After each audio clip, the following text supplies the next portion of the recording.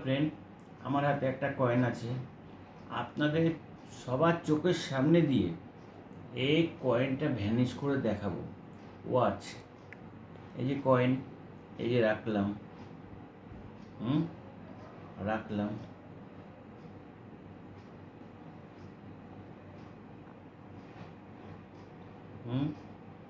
এবার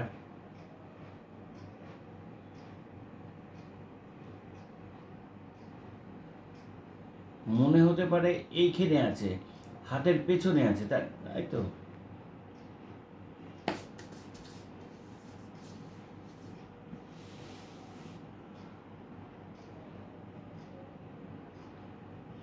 এবার এটা হলো কি করে?